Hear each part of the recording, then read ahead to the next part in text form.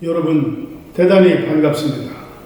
2020년 IOC 솔리다리티 부상방지 컨퍼런스 개최를 기쁜 마음으로 축하드리며 바쁘신 중에도 이 자리에 참석해 주신 내빈 여러분께 깊은 감사와 환영의 인사를 드립니다.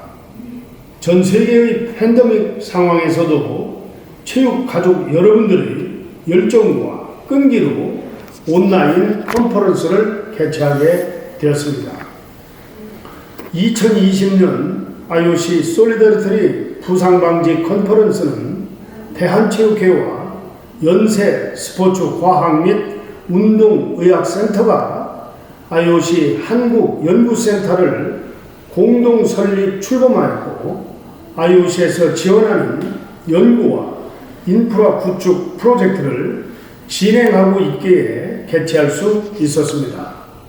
최근 대한민국은 생활체육을 기반으로 전문체육을 강화하는 진정한 스포츠 선진국으로 거듭나고 있습니다. 이 같은 바탕에는 스포츠 부상 예방, 경기 이력 향상, 건강 증진을 위한 연구와 인프라 구축 확대를 위한 노력이 있다고 생각합니다. 2020년 IOC 솔리다리티 부상방지 컨퍼런스를 통해서 더욱 안전하고 즐겁게 소통할 수 있는 대한민국 스포츠가 되기를 기대합니다.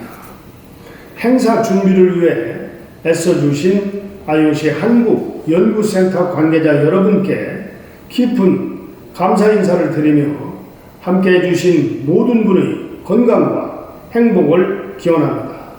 감사합니다.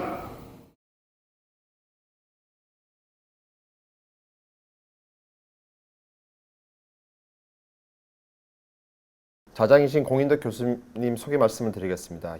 현재 연세대학교 운동의학센터 소장이시고 생리학 교실 교수로 재직 중이십니다. 교수님 부탁드립니다. 여러분 안녕하세요. 스포츠 부상 방지 컨퍼런스에 함께 참여하게 되어서 반갑습니다. 일요일 또 비대면 이런 상황 속에서 또 첫 번째 세션에 진행상에 또 기술적인 예상하지 못했던 그런 부분이 있었는데 널리 양해해 주시길 바라고 모쪼록 오늘 프로그램이 모두에게 유익한 그런 프로그램이기를 기대해 보겠습니다. 자, 두 번째 세션은 부상 방지 프로그램의 구성 및 과학적 근거인데 첫 번째 연자분을 먼저 소개해 드리면 한국체육대학의 김운국 교수님이시고 경희대학교 졸업하신 후에 재활의학 전공을 하셨고 태릉선수촌의 의무실장을 지내셨고 또 국가대표 선수단 주치 역임하셨고 현재 한국체육대학 체육교육학과 교수시면서 국제빙상연맹 의료감독관으로 일하고 계시는 이 분야 국내 최고의 전문가이십니다. 지금 첫 번째 연자로 발표해 주실 제목은 발목 염좌 부상 방지 프로그램입니다. 교수님 부탁드리겠습니다. 네, 소개 감사드립니다. 제가 이 강의를 맡기 전에 이전 세션 마지막 강의에서 이세용 교수님께서 강의를 의뢰해 주셨고요. 의뢰된 이전 강의에서도 말씀하셨듯이 이런 그 예방 프로그램의 과학적 근거에 대한 고심을 많이 하셨잖아요. 그래서 그런 것에 대한 과학적 근거 위주로 한 세션을 만드셨고 그 내용들을 좀 진행을 해주십사 의뢰를 받았고요. 그래서 저는 여러 가지 스포츠 손상하면 부위가 너무 많은데 가장 흔한 스포츠 손상 여러분들 뭐가 있을까요? 발목 부상이죠. 전체 보고에 따르면은 전체 스포츠 손상의 15%에서 25%까지가 발목 부상이라고 하면 많게 보면 운동선수 10명 중에 한 두세 명은 많게 보면 두세 명까지는 발목 부상을 기본적으로 가지고 있을 정도의 가장 흔한 스포츠 손상이다라고 볼 수 있기 때문에 발목 손상을 예로 들어서 손상 부상 방지 프로그램을 만들어 나가는데 그 과학적 근거는 어떻게 될 것인가, 이 얘기가 오늘 제가 30분 동안 드릴 말씀의 주제일 것 같고요. 그러기 위해서는 앞서 말씀드렸듯이 양질의 그 더블 블라인드 대조군 연구가 있어야겠죠. 그래서 이러한 운동 방법이 실제로 어떠한 과학적 근거를 가지고 부상을 예방하기 위해서 적용될 수 있는가. 뭐 이게 밝혀져야 저희가 그것을 과학적인 근거로 인지하고 적용을 하게 되고요. 또 한 가지는 그것을 임상적으로 적용을 해서 실제로 그 프로그램을 적용했더니 부상이 방지하더라. 그죠?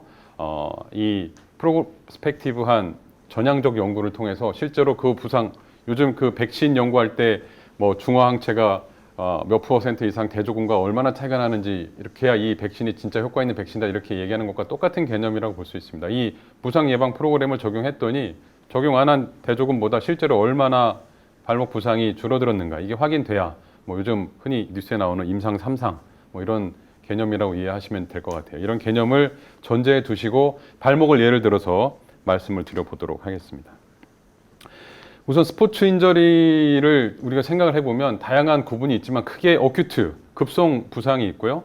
크로닉, 오버유즈 인저리 혹은 뭐 미스유즈 인저리, 잘못 써서 만성 과사용으로 오는 부상이 있다. 이렇게 모든 우리가 알고 있는 스포츠 부상은 급성으로 한 방에 강한 힘에 의해서 다쳐서 발생하거나 서서히 작은 힘이 반복적으로 누적되면서 그런 힘에 노출되면서 발생하거나 이 둘 중에 하나로 볼 수가 있는데 오늘의 주제인 스포츠 손상 예방의 측면에서 보면 대부분의 어큐트 스포츠 인저리 있죠. 뭐 골절, 인대가 끊어지고 근육이 파열되고 타박을 입고 이런 것들은 예방하기가 상당히 매우 어려운 그런 스포츠 인저리에 해당한다고 볼 수 있어요. 그죠?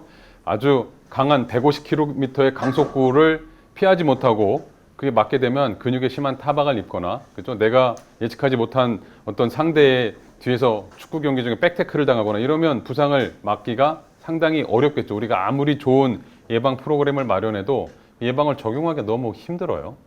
하지만 이런 오버유즈 인저리, 과사용 손상, 뭐 미스유즈 인저리, 뭐 잘못된 뭐 운동 방법 등등에 의한 스포츠 손상은 서서히 진행하잖아요. 서서히 진행하기 때문에 우리가 충분한 프리벤티브 메저를 잘 준비해 놓으면 그것을 적당한 시기에 개입을 해서 부상이 아닌 쪽으로 갈 수 있도록 물론 이런 좋은 예방 프로그램을 통해서 급성 예방도 최대한 줄이려고 노력을 하면서 하지만 가장 효과적으로 급성 예방의 효과를 얻을 수 있는 것은 이런 과사용 손상의 부분이 될 것이다. 스포츠 인저리의 측면에서 예방과 관련해서 생각을 해본다면 이런 개념을 우선 가져볼 수 있겠고요. 그 다음 프리벤션. 예방을 하는 데 있어서 예방은 크게 프라이머리 프리벤션, 1차 예방, 뭐 잘 아시죠? 그 병이 발생하기 전에 뭐 담배도 안 피고 술도 안 마시고 운동 꾸준히 하고 이런 1차 예방이 있는 거죠. 2차 예방, 이거는 비교적 질병의 초기 단계에 질병이 심해지기 전에 심해지지 않도록 예를 들면 우리 건강검진 같은 걸 드실 수 있어요. 위암을 조기 발견해서 싹 도려내면 위암을 최소한으로, 그죠? 위암으로부터 벗어날 수 있는 이게 2차 예방.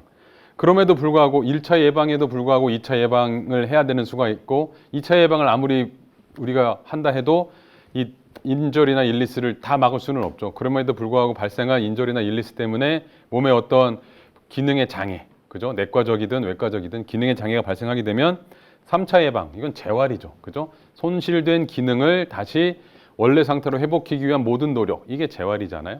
근데 특히 스포츠 분야에서 이러한 재활이 많이 관여하고 있고 근데 그 보면 제가 과거부터 좋아했던 프리벤티브 리해빌리테이션, 예방적 재활, 약간 앞뒤가 안 맞는 말인 것 같지만 요즘 제가 스포츠의학 심판 교과서 번역하고 있는데 아예 이제 교과서에 프리해빌리테이션이라는 용어가 이제 나오더라고요. 그죠?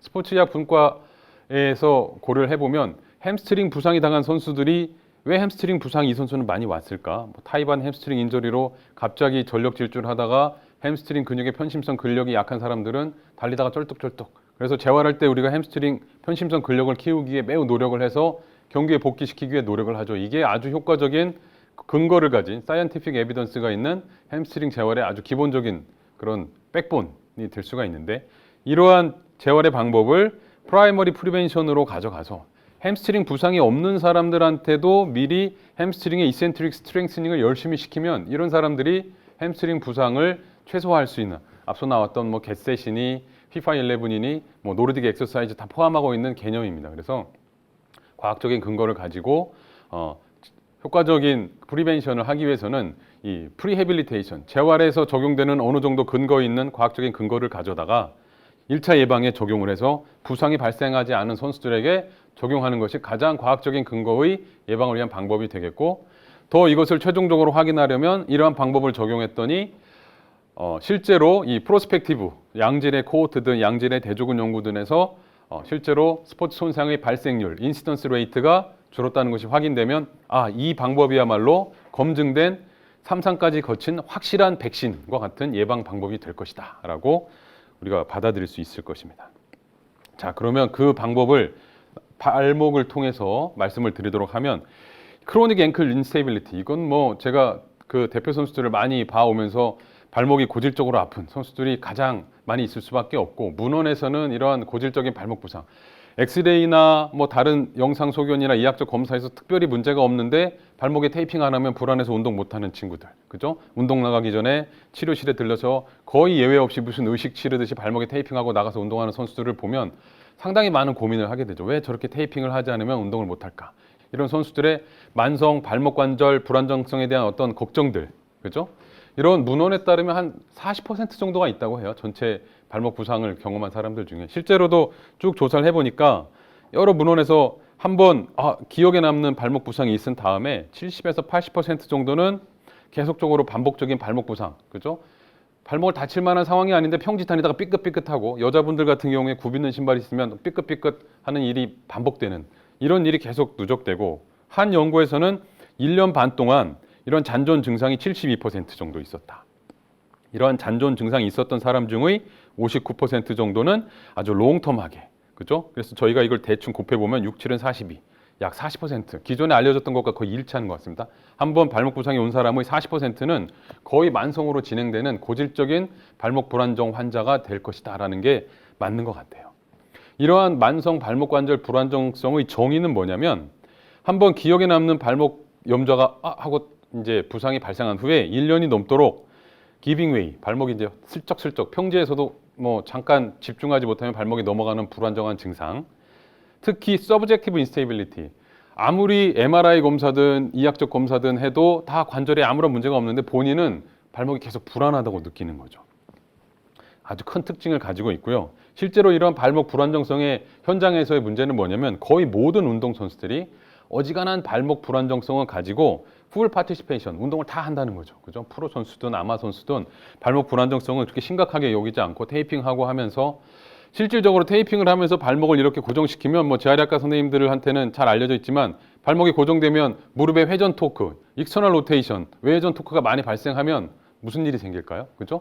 니의 전방 십자인대 발구스 콜랩스 인저리, 전방 십자인대 부상의 리스크를 확실히 높이는, 그러니까 발목을 테이핑하고 고정하면 무릎 부상의 위험이 높아짐에도 불구하고 발목에 대한 불안감 때문에 계속 테이핑을 하고 운동해야 되는 이러한 어려움이 반복되고 있는 그런 현실이라고 볼 수 있습니다.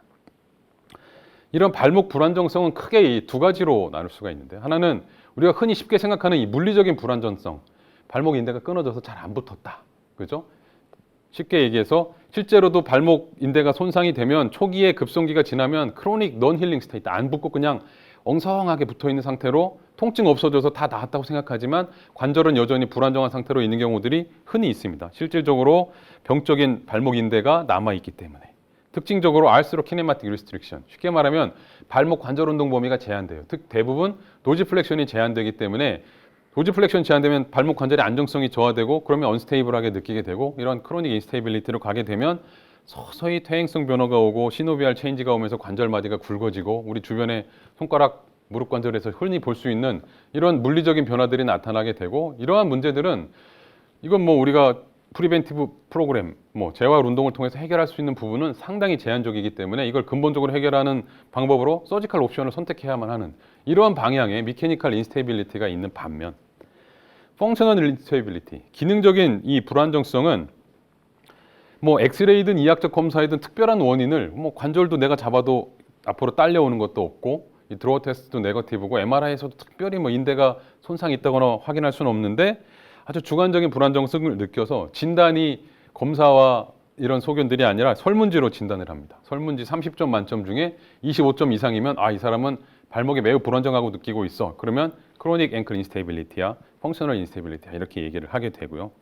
제가 이런 그 환자들을 많이 보면서 궁금해서 몇 편의 페이퍼를 쓰느라 발목과 관련된 그 아티클들을 한 100여 편 이상 읽어본 것 같은데, 거기서 나온 내용들을 쭉 정리를 해보면 거의 대부분에서 프로프리오셉션, 관절의 고유 수용 위치 감각에 다 이상이 있다고 합니다.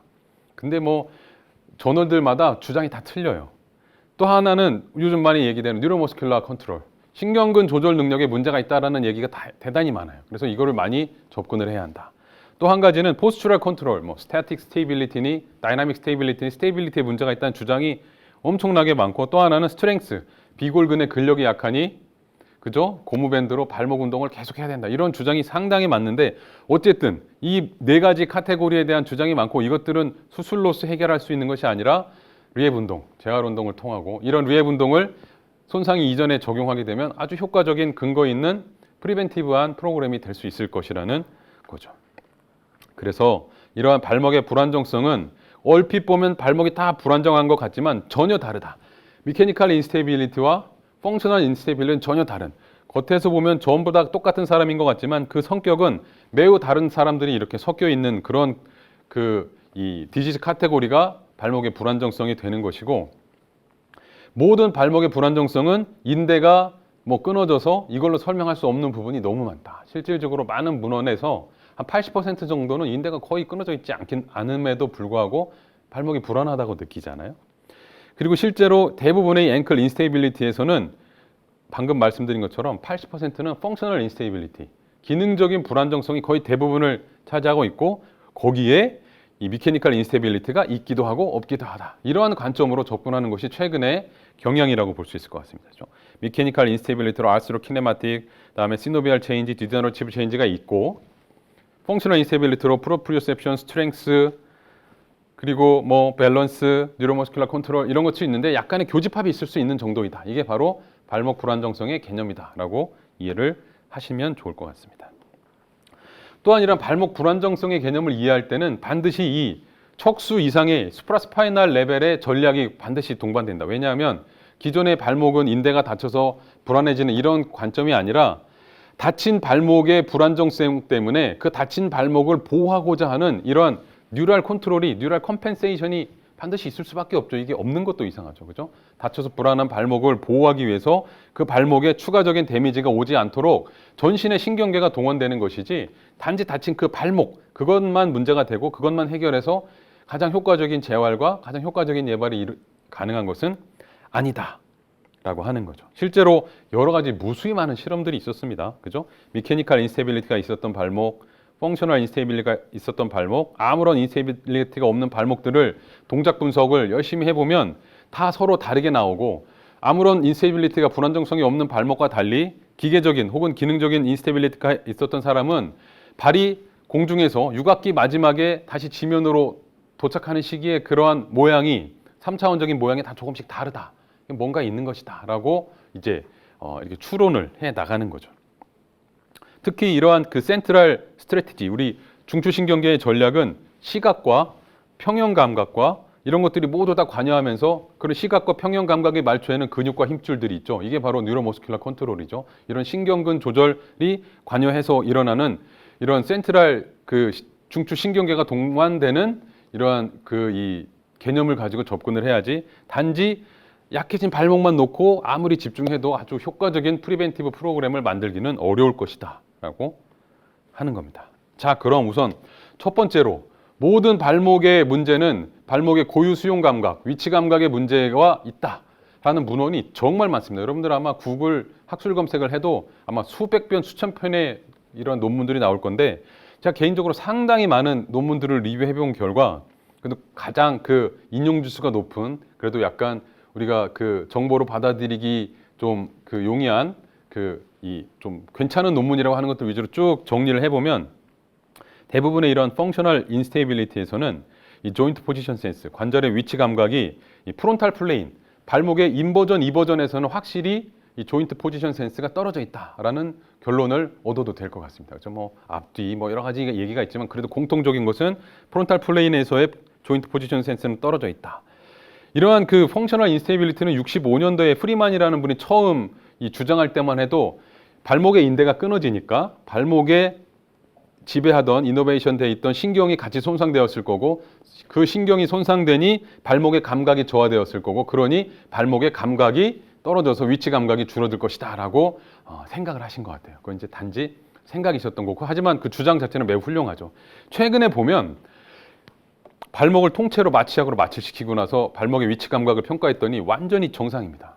발목 자체는 발목의 이런 프로프리오셉션에 전혀 기여하는 바가 그 비중이 매우 높지 않았던 거죠. 실제로 발목의 이런 조인트 포지션 센스에 대한 기여는 거의 대부분이 머슬관 텐던, 발목을 지나가는 근육과 힘줄에 의해서 발목의 위치 감각이 결정되지. 그러니까 최근에 결론이 이렇게 나는 것 같아요. 발목의 위치 감각에 관여하는 것은 근육도 있고 신경도 있고 발목에 있는 힘줄도 있고 관절낭도 있고 많이 있지만, 이것이 위치 감각에 대한 수용체가 넘쳐나서 발목이 통째로 마비되더라도 머슬과 텐던만 있어도 충분한 정상적인 조인트 위치 감각이 가능하다. 뭐 우리가 미리 지금부터 결론을 예상해 본다면 이런 이 뉴로머스큘러 트레이닝이 얼마나 나중에 중요할지에 대한 해답을 미리 줄 수도 있는 것 같고요.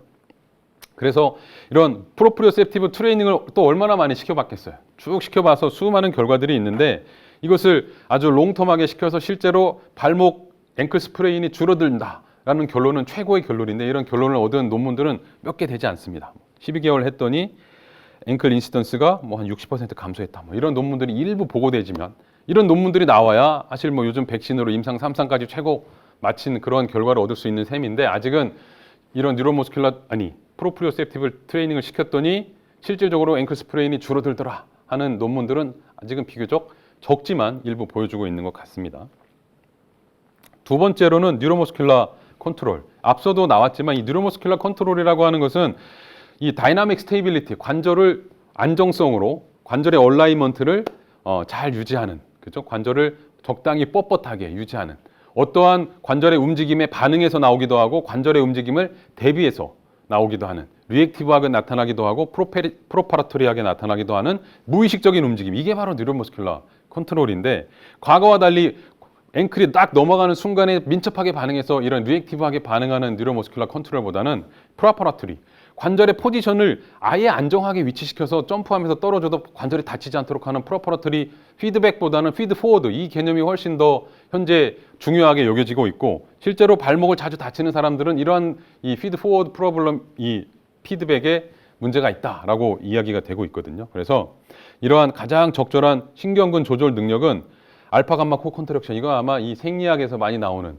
이 근육에 있는 감마 모터 뉴런이 민첩하게 긴장을 하고 있어야 근육이 타이트하게 유지되고, 그러면 아주 센서가 민감하게 작용하고 있다가 바로바로 반응하는, 그죠? 이 뉴로모터 컨트롤을 다른 말로 하면 센서리 모터 컨트롤이라고도 하잖아요. 들어오는 인풋에 반응하는 가장 적절한 근육의 움직임을 바로바로 만들어낼 수 있게 하는 이러한 컨트롤이 있어야 가능한 것이고, 그래서 관절의 움직임이 좋지 않을 때 그러한 조인트 센스에 바로바로 반응해서 가장 적절한 관절의 움직임을 가장 적절한 강도로 이루어내는, 이게 바로 가장 적절한 뉴로머스큘러 컨트롤이 된다고 하는 거죠. 근데 실제로 보면 이러한 뉴로머스큘러 컨트롤을 평가하는 것은 페로네알 리액션 타임, 우리가 발목이 넘어가려고 할 때 페로네알 비골근이 반응해서 팍 발목을 똑바로 세워주는 이런 능력으로 정말 가장 많은 연구들이 이루어졌는데, 아무리 실험적으로 페로네알 머슬이 반응을 해도 176ms라고 하는데, 발목이 약 40도 꺾어졌을 때를 인버전이라고 가정했을 때까지의 속도가 페로네알 머슬이 반응하려면 176ms가 필요한데, 실제로 발목이 꺾어지는 속도는 각 속도가 초당 1700도, 이것을 속도로 계산하면 100ms도 안 되는 거죠. 다시 정리하면 발목이 확 넘어가는 속도는 100ms도 안 되는데, 페로네알 머슬이 반응하는 속도는 아무리 빨라야 176ms. 이 트레이닝을 아무리 시켜야 효과적인 발목 예방의 프로그램이 될까요? 절대 그렇지 않죠. 페로네알 스트렝스닝, 뭐 리액션 타임, 갑자기 중심 잡고 이런 걸 아무리 해도 이것은 그냥 내 마음속에서 왠지 발목이 부상 안 당할 것 같다고 그냥 느끼는 거일 뿐이지, 과학적인 에비던스로는 뒷받침이 전혀 안 되는, 그죠? 방금 말씀드렸듯이 피드 포워드 메커니즘, 대부분의 발목에 인스테이빌리티가 있는 사람은 이 그라운드 컨택, 육악기 마지막에 힐이 바닥에 닿으려고 할 때 약간 인버전 되어 있어서 페로네알 액티비티가 떨어져 있는, 이런 알파 감마 코 컨트랙션이 좀 이 덜 액티베이션 되어 있는, 그죠? 발목이 땅에 랜딩할 준비가 좀 덜 되어 있는 게 많이 관찰되고 있어서, 이런 것들을 컨트롤하는 뉴로머스큘러 컨트롤이 훨씬 더 중요할 것이다, 그죠? 이러한 그 개념을 동시에 또 가지고 접근을 해야 될 것 같습니다. 그래서 또 이런 뉴로머스큘러 컨트롤을 많이 시킨 그 결과로 앵클 스프레인이 줄어들었느냐, 이런 논문은 거의 없는 것 같아요. 단지 이런 이 온셋 레이턴시, 뭐 근전도하는 선생님들 보면 쉽게 이해하시겠지만 머슬이 얼마나 빠르게 민첩하게 반응하느냐는 온셋 레이턴시가 줄어드는 것들을 결과를 보여주고 뭐 당연하겠죠. 훈련시키면 온셋 레이턴시가 줄어들겠죠. 그런 효과는 그 머슬의 알파 감마 코어 컨트랙션을 좀 더 훈련시켜 놓았다가 이런 피드 포워드 메커니즘을 좀 잘하게 할 수 있는 이런 의미의 뉴로머스큘러 트레이닝의 결과로 받아들여서 우리가 예방 프로그램에 적용을 해야 될 것 같고요. 세 번째로는 포스추럴 컨트롤입니다. 이건 뭐 아주 재미있는 내용이고 저도 이것 때문에 페이퍼를 한 2편 써서 제출을 했었는데 가장 많은 논문들 중에 하나가 발목 그 부상에 대해서 이 균형 잡는 능력이 떨어져 있다. 그래서 이런 균형 잡는 능력을 뭐 다양한 의료기기도 많죠. 하면 발목 부상이 예발될 것이다. 그리고 발목이 자꾸 다치는 사람은 균형 잡는 능력이 떨어져 있다. 이렇게 보고가 많은데 가장 공통적인 결과들을 보면 스타틱 스테이빌리티는 거의 차이가 없는 것 같아요. 오히려 더 발목 다치는 사람이 더 높아져 있기도 해요. 어느 정도의 컴펜세이션이겠죠. 하지만 다이나믹 스테이빌리티는 발목 부상이 자주 일어나는 분들한테는 거의 일률적으로 떨어져 있는 거죠. 앞서 프로프리오셉션이 코로날 플레인에서 떨어져 있는 것처럼 그러면 이것은 우리가 재활 및 예방 프로그램에 적용해야 될 과학적 근거가 되는 거죠. 이런 분들의 다이나믹 스테이빌리티는 많이 떨어져 있고 또한 특히 이 센트럴 스트래티지, 이 중추신경계가 관여하고 있다고 그랬죠. 실제로 오른쪽 발목을 다친 사람의 왼쪽 발목에 이 스테이빌리티가 떨어져 있는 거죠. 왜냐하면 센트럴 스트레티지가 동시에 작용하기 때문에 오른쪽 발목을 다치면 오른쪽 발목의 균형 능력도 떨어지지만 동시에 왼쪽 발목의 균형 능력이 동시에 떨어지게 되는 이러한 특성을 보여주고 있고 또 우리가 중심을 잡을 때 앵클 스트레티지, 평균을 잡을 때 발목으로 중심을 잡는 사람과 발목으로 중심을 잘 잡지 못하고 힙 스트레티지, 엉덩이가 움직이면서 중심을 잡는 이런 이 비효율적인 힙 스트레티지로 중심을 잡는 사람은 우리 그 센터 오브 라인, 몸의 중심선이 발목의 바깥 라인을 넘어가기 쉽기 때문에 발목이 인버전 스프레인이 발생할 위험이 훨씬 더 높거든요. 그래서 이러한 분들은 힙 스트레티지를 주로 많이 사용하는 이 포스추럴 컨트롤을 보여준다든가 또한 여러 가지 실험에서는 발목에 테이핑을 열심히 하면 물리적인 인스테이빌리티는 많이 줄어들지만 발목에 아무리 테이핑을 해도 이 펑셔널 인스테이빌리티는 전혀 줄어드는 효과가 없다. 뭐 이러한 결과들을 종합을 해서 이런 포스추럴 컨트롤에 대한 연구는 정말 많습니다. 정리를 해보면 포스추럴 컨트롤 저도 뭐 실험을 해봤지만 그래서 발목을 자주 다치는 분들에게 포스추럴 컨트롤 트레이닝을 열심히 하면 특히 다이나믹 스테이빌리티를 열심히 하면 좋아집니다. 그리고 발목 염좌 발생률도 많이 줄어들고 상당히 좋죠. 하지만 이걸 또 저도 해봤지만 트레이닝을 딱 중단하면 이 포스추럴 스테이빌리티 트레이닝을 중단하면 다시 원래로 돌아가요. 근데 결론적으로는 이 포스추럴 스테이빌리티 컨트롤을 계속 지속해야 한다는 뭐 이런 결론을 얻게 되는 거죠. 마지막은 스트렝스입니다. 스트렝스. 이건 뭐 가장 흔히 그죠? 누가 어느 병원에 가서든 발목 부상 예방을 위해서 아니면 재활을 위해서 어떻게 운동하면 좋습니까? 얘기하면 밴드 주고 발목 이렇게 바깥쪽으로 당기는 운동 열심히 하세요. 뭐 이렇게들 하는데 뭐 무수히 많은 연구들이 있었죠. 실제로 조사를 해보면 발목이 불안정한 사람을 봐도 발목의 이버터, 발목을 밖으로 제끼는 힘은 하나도 감소되어 있지 않고 오히려 증가되어 있는 경우들이 훨씬 더 많이 보고됩니다. 왜냐하면 이런 분들은 발목이 불안할까 봐 그 운동을 너무 많이 했고 오히려 보행에서도 발목이 넘어갈까 봐 계속 발을 이버전 시키면서 습관적으로 걷기 때문에 우리가 생각하는 대로 발목의 이버터가 약해서 앵클 스프레인이 자주 온다. 예방을 위해서는 발목을 바깥쪽으로 당기는 스트렝스닝을 해주는 것이 좋겠다라고 하는 것은 그냥 제 마음속에서 내 마음속에서 발목 바깥쪽 힘을 키워주면 발목 염좌가 덜 일어날 것 같아 하는 것이 전혀 근거하고는 맞지 않고 오히려 발목에 인버터 스트렝스가 감소되어 있는 것들이 많이 나옵니다. 이게 오히려 사실 우리가 반대의 결과인 거죠. 발목이 이 인버전 스프레인을 많이 발생하는 사람은 오히려 인버전 스트렝스가 많이 감소되어 있는. 근데 다시 한번 잘 생각해 보면 무릎 부상, 십자인대 부상이 있는 분들 쿼드리셉스 스트렝스닝이 안 돼요. 왜냐하면 쿼드리셉스가 강해지면 무릎을 전방 십자인대가 끊어진 사람들을 하태를 앞으로 당겨지는 관절이 어긋나는 힘이 더 강해질까 봐 관절 자체에서 근육을 억제하는 알스로제닉 이 뉴럴 이니비션이 가해지기 때문에 이 허벅지 근력이 아무리 노력해도 늘어나지 않는 것과 똑같습니다. 그죠? 앵클 스프레인이 자꾸 오는 사람들은 앵클 인버터가 강하면 발목이 더 잘 넘어갈까 봐 알스로제닉 뉴럴 이니비션을 통해서 앵클 인버터를 더 억제하게 되죠.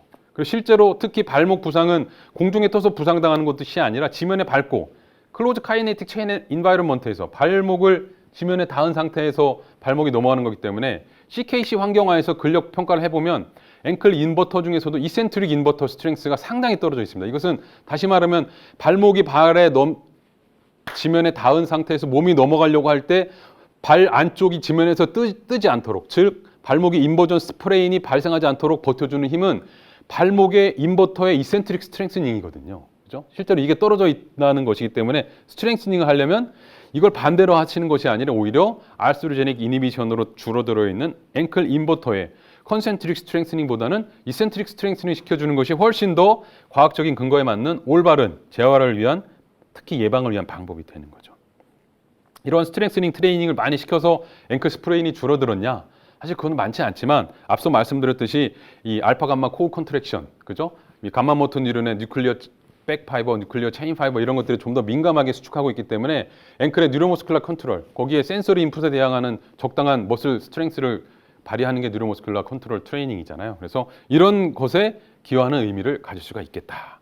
그래서 제가 말씀드린 이 네 가지를 정리해 보면 발목의 이 예방과 재활을 위해서는 프로프리오셉션이 떨어져 있는데 프론탈 플레인에서 인버전, 이버전의 프로프리오셉션은 떨어져 있는 게 맞는 것 같다. 그럼 이걸 집중해서 훈련을 하는 것이 예방에 도움이 될 것이라는 거죠. 그다음에 뉴로머스큘러 컨트롤은 피드백보다는 피드 포워드, 그죠? 발목의 어떤 움직임에 의한 반응으로 나타나는 것보다는 발이 지면에 닿기 전 단계에서의 피드 포워드 컨트롤이 훨씬 더 중요할 것이다. 그리고 발목 부상의 예방을 위해서는 다이나믹 스테이빌리티, 동적 안정성 훈련을 시키는 것이 훨씬 중요할 것이다.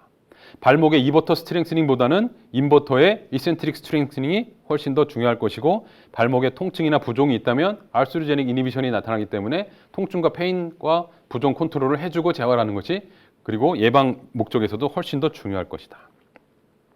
발목 이 부상의 예방은 단순히 발목의 인대가 끊어져서 불안한 것이 아니라 그 중추신경계의 전략이 작용하는 아주 복잡한 문제이기 때문에 큰 전신적인 개념에서의 예방과 재활을 위한 프로그램이 필요할 것이다. 한마디로 정리하면 스트렝스닝을 열심히 해주면서 그 스트렝스닝은 단순히 근력만을 증가시키기 위한 스트렝스닝이 아니라 프로프리오셉티브 뉴로머스큘러 스트렝스닝, 그죠? 그럼 다 포함되겠죠. 제가 말씀드렸던 프로프리오셉티브 뉴로머스큘러 트레이닝을 다이나믹 밸런스 트레이닝과 함께 해준다면 부상 선수의 효과적인 재활, 부상이 없는 선수의 효과적인 예방, 그죠? 반복적인 선수의 불필요한 수술로 인한 그런 치료적인 어떤 여러 가지 어려움을 최소화시켜 줄 수 있는 방법이 될 것이라고 말씀드리면서 제 강의는 마치도록 하겠습니다. 예. 혹시 뭐 질문이나 궁금하신 사항이 있으면 편안하게 말씀을 해주시면 좋겠고요. 제가 아는 범위 내에서 열심히 답변 드리고, 제가 모르는 범위는 제가 찾아보거나 여러분들이 또 열심히 찾아보고 하시면 될 것 같습니다. 네, 비교적 짧은 시간에 발목 염좌 관련된 내용 썸머리를 해주셨고, 또 거기에 대한 과학적 근거를 구체적으로 제시해 주신 것 같습니다. 질문창에 질문 있으시면 해주시면 좋은데 아직 특별한 게 들어온 건 아닌 것 같아요.